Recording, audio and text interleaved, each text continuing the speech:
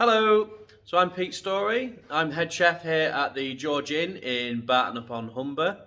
As you can see, we've been keeping busy during lockdown 2.0/3.0. Nice renovation of our main restaurant area. Unfortunately, it's looking like it's going to be a few more months before we can reopen the doors and you can all come in and see what we've done with the place. However, we have teamed up with the Lincoln City Foundation to bring you a short cook-along video. That's what we're going to be doing today. We've got a chicken supreme stuffed with Lincolnshire sausage meat, with a champ/Cole Cannon style mashed potato, and some thyme and butter glazed carrots.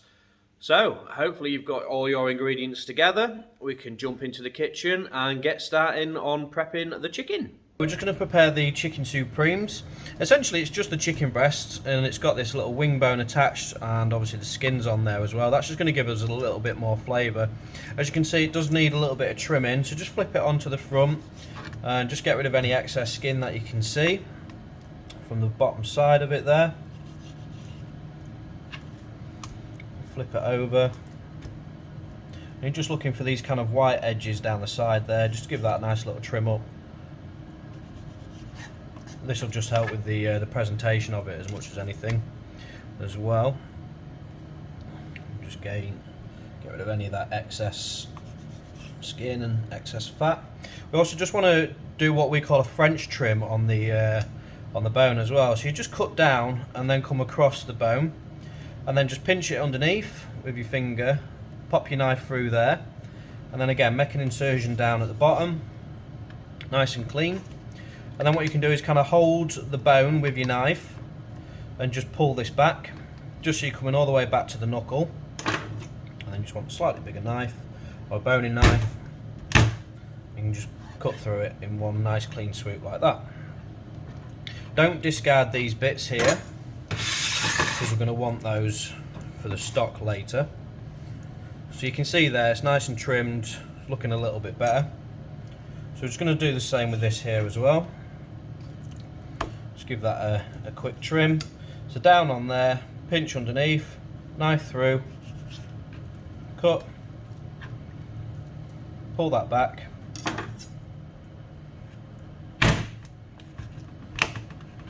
Nice cut through.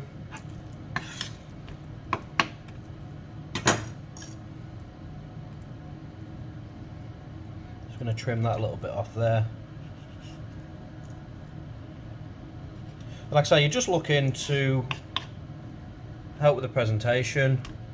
You don't want too much skin on that. And there you go, they're nice and trimmed. So again, like I say, keep that, don't discard any of that there.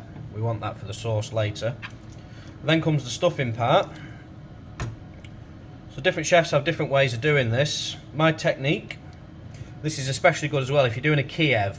This works really well. So you've always got this little kind of flap on here. Some people call that the mini fillet. As you can tell, I call that the little flap on here. So yeah, just pull that little flap over, and then basically just kind of underneath this knuckle here, there's like a little nuggin / hood there, and you can just make a little incision down. You want to go about halfway down the chicken. Once you're down, that kind of opens up this wall to this side. This is your main chicken breast area. So what you're going to do is, nice little knife, you're just going to pop your knife in and just run it round. Now, the hole that we've made there is only the width of this knife. Okay? You can make a nice big hole there. So the same on the other side. Flip the little flap. Just a little cut down there, and that kind of opens this up, and then you can make a nice big void in the center of the chicken there. So like I say, if you're doing a Kiev, for example, although we're not, but it's just a tip, it then means that you can close this up, this bit of chicken will then fold over there, and then that bit of chicken will then fold over there, and the chances then of any of that lovely garlic butter or any filling that you're doing, for example, oozing out, it just stops that from happening so much, because you've got a couple of extra layers So just gently with your thumbs, just prising that in, filling it up to the top, poking it down towards the bottom there, and just give it as much sausage meat as it'll take, really. So that's there. So like I say, we can then pull that over and close that and just stretch that skin back over it so it's nice, plump, filled chicken. Just going to go in a little bit more with that down the bottom there, just so we can get a bit more filling. Obviously with the sausage meat, you don't have to worry so much about this spilling out during the cooking process, with it being fairly solid. But if you were to do, say, like a tomato and pesto stuffing, that kind of little small incision really works. And especially with a Kiev on a garlic butter, for example, if you use a piping bag, you can get that just in that little hole. And ideally what you want is for you to not be able to see the stuffing, the filling in there, before you've closed it.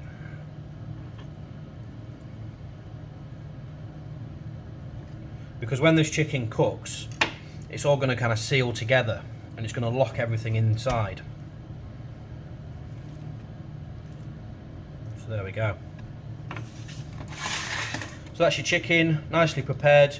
You can do this in advance, you could do this a few hours before, you could do it the day before, make sure it's popped back in the fridge, and that's ready to go. So I'm not going to teach you how to suck eggs, just some really basic veg prep. Get carrot, peel it, nice and we're just going to cut this into wedges. I've been blessed with quite a large carrot, so this should do about 3 or 4 people actually. So yeah, just chop that straight down.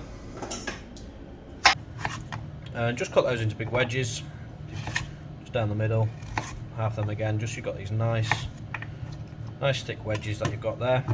And then yes, avoid cabbage. You can use the outer leaves, there's not a problem with that at all. Some people do like them, I quite like the outer leaves myself, I like nice and green. Some people find them a little bit firmer, so it's entirely up to you. You can use the outer leaves or you can go a little bit further in. Even if we're not going to use a lot of cabbage for this dish anyway, to be perfectly honest, so you can always use your cabbage for your Sunday lunch or something like that. Put that to one side and just use the bit in the middle for your champ mash. But yeah, basically just take some of the leaves off and we're just going to shred that nicely thin. I always like to get rid of this little this stalky bit in the middle there, just because I do find that can be quite tough. Just nice and quick, and we're just going to shred that nice and thin. Pop that in. So what you'll get is some like nice thin shredded cabbage there. So next with your shallot, just going to top and tail it. Cut it in half. And that'll allow you to peel it a little bit easier as well. We're going to be slicing this, so just take off the outer bit of skin, and you'll be left with a couple of bits of shallot just like this. Once you've peeled them, nice and quick. Quick for us, you might need to take your time a little bit. We're professionals. Nice and thin. And we're just going to saute these off. And again, this will add just a little bit of extra sweetness into your mash. So first thing we're going to do is the mashed potato. So get your potatoes peeled, get them into a pan and on to boil. We always get asked about things like Yorkshire puddings and stuff. How do you make good Yorkies? How do you make good mashed potato? One key to good mashed potato is that nice, good amount of butter. We're not going to quite go that because that's a £1/2 block, but yeah, good knob of butter, that's always going to make you some nice silky mashed potatoes. So get that on, that can be cooking, boiling away, and then we'll start on our chicken. So we'll get a pan on for that. So a splash of oil in your pan, just give that a couple of seconds just to get nice and warm. What I have done is just popped a little bit of salt and pepper on the top of my chicken there. Just for a bit of seasoning. Remember, we want to make sure that we've got these little trimming bits and that as well to go in there. What you can do with these is just a good way of testing to see whether your pan's hot. Drop those in. If they start sizzling, that means your pan's good to go. I'm just going to go skin side down to start with. Just gently rest those down. Pop some more salt and pepper on the bottoms of them. We're just going to give that skin side down about 3 minutes, just in total, and then we're going to flip those over. So these have had about 3 minutes. We're just going to flip those over. You can see we've got a nice bit of colour starting on them. Just going to mix these trimmings and bits up as well. There we go. Give those a couple of minutes on the other side, get them nice and sealed off. And what we're going to do is just get your chicken stock. Just going to pop that in the pan there as well. And this is ready to go in the oven. So I've taken the potatoes off the stove, just mashed them, run a little bit of butter through there as well. We're just going to get the rest of our dry ingredients ready for the cold cannon champ style mash. So onto the carrots, just going to pop those into a frying pan. As you can hear, it's already quite warm. We've got some water in there as well. Yeah, you want a nice hot pan. Start this off. The water that's in there, it's only about 50 ml of water. That's just going to get the carrots started a little bit on blanching. Then what we're going to do is finish that with some butter and some thyme. If you haven't got another frying pan that'll go into the oven, you can just do this into like an oven tray or a baking dish. You basically just put everything in all at once. So everything that I'm doing now, you can just pop it all in, put it straight into an oven on a high heat. They'll take about 30 to 35 minutes if you just put them in there from cold. This way is much quicker. It depends on your oven that you've got at home, but you're probably looking near to 15 minutes. If I start them off into a pan, you're just getting a lot more heat into there. So a little bit of butter, as you can see, it's quite a lot of butter in that. Maybe not one if you're too conscious, but the butter's just going to add so much flavour to these. We've not cooked these beforehand as well, remember that. These are still raw carrots, so this butter's really going to cook through. You want to get to that point where it's just starting to get a bit foamy. Drop in some fresh thyme. Salt and pepper.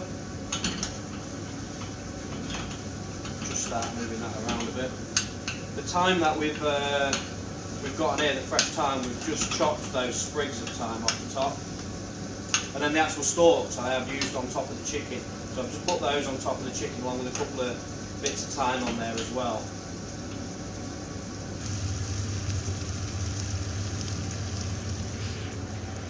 So as you can see, that butter's starting to get nice and nutty, get a bit of colour onto that. Then I'm going to take a little bit of sugar over the top. You don't want any brown sugar. If you haven't got any, you can use honey instead. Just need to be a bit careful with honey. It can burn it, and just have a little slightly lower threshold with regards to burning. But that honey is just going to help this caramelise. It's going to go crazy tasty in the oven now. Right, so we've got the chicken and the carrots in the oven, cooking away nicely. Time to move on to our cold cannon champ style mash. Right, so the chicken's in the oven, so we're just going to do the mash. So start off with your pancetta lardons. Just pop those into the pan. Got a nice hot pan. This is like a saute pan that we've got here. You can use like a frying pan at home, it's fine. But it needs to be a solid bottom pan ideally. Might not be great if you have a like a saucepan. So what we want from this pancetta is just for all the fat to start kind of rendering down. So we just want to start getting some colour on there as well. This is smoked pancetta as well, so you're going to get such a nice kind of warm, rich, smoky flavour coming out of it. Once we started on that, shallots going in. We just want to sweat those down nicely.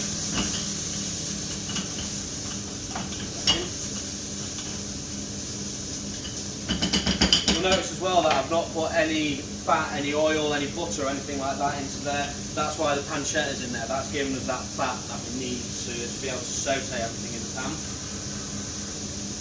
And it's always on a high heat as well, just make sure you've got plenty of heat going through that. You can see see there, starting to come together. Get a bit of colour on that.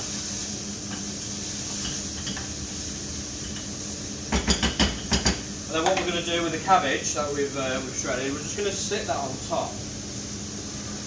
And to start with, we're not going to mix that through, because what we're doing underneath there is generating some steam. So that's sitting on top. You've got your pancetta getting nice and crispy on the bottom, and it's producing some steam, and that's going to start wilting this cabbage down as well. So we're just going to leave that. So yeah, as you can see, this cabbage is starting to wilt a little bit on the top. And that's just started the cooking process on there. That bacon underneath, getting some nice colour on that. Beautiful. Then we're just going to take some of the coarse grain mustards, put a nice teaspoon of that in.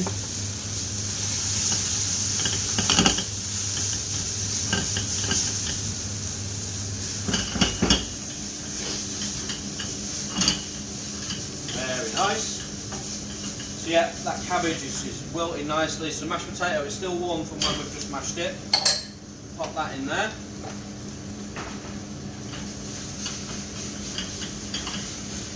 You don't want this mash in there too long, because you don't really want to be getting any colour on top of the mash.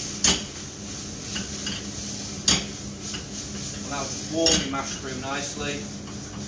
We'll get all that lovely mustards working through. Take that off the heat. Give that a good mix through. That's that done. You can pop that to one side. Ready for us to plate in just a sec. Chicken's looking good, ready to come out of the oven. Mashed potatoes all sorted and the carrots are about done. Getting ready to plate up now. Just waiting on the chicken and the carrots to finish in the oven, then we'll be able to get the sauce finished and we're ready to start plating up. It's almost a different time day. So you might not have an oven like this at home. But yeah, as you can see, carrots there, nice and coloured. And the chicken is looking nice and juicy as well. Right, so the chicken's fresh out of the oven. So we're just going to take that out, pop those just on there. Just let them rest for a sec. And then we're just going to drain all those lovely juices out of there. This can just be discarded now. Get rid of that, the time and everything. There is a bin down there, I've just chucked that on the floor. So what we're going to do is just pop some port in there. It's fairly important that you use the same pan, because this has got flavour in here as well now. So we want that flavour to be in the sauce still. So a nice bit of port. This is a Taylor insulated bottles. Look at that. Probably about 25ml in there. Part of the problems with chefs is that we don't measure things as we go along. It's normally just popped in there. So yeah, let that port kind of reduce down a little bit. That'll start to intensify, and then we can just reintroduce some of this chicken stock. We've got a few bits of thyme in there as well.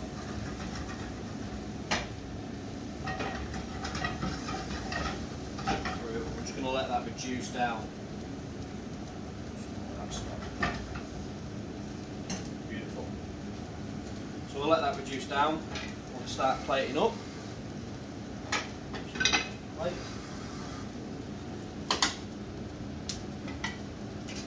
Just take the chicken. Just going to slice that on the diagonal.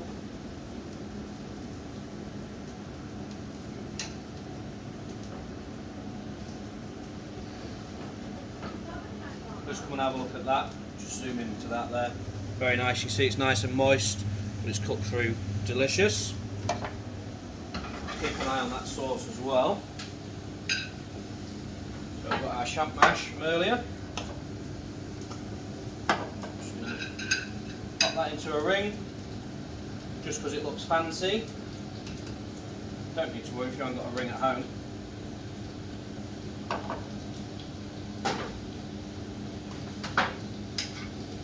Those carrots, as you can see, got a lovely bit of colour on them, nice and soft. They are going to be so nice and flavoursome.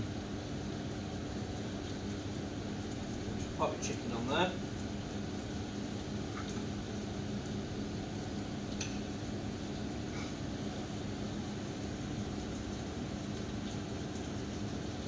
Carrots dotted around.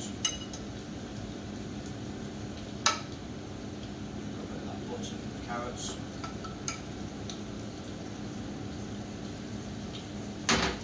See why chefs are somewhat overweight. And then if you want, just got a little bit of gravy powder in here. It's different to granules. Doesn't get that kind of synthetic taste that you can get from granules. Pop a little bit of that in. And that's just been mixed with some cold water. And that'll just thicken this sauce ever so slightly as well. We've got a real nice consistency there. Just going to drizzle over the top. And that lovely sauce. And there you have it. Lincolnshire stuffed chicken with a champ mash and some roasted carrots. Right, so there we go. Chicken stuffed with Lincolnshire sausage meat, a nice Colcannon champ style mashed potato, some glazed carrots and a port sauce. Hope you've enjoyed it. Thank you very much for watching. See you later.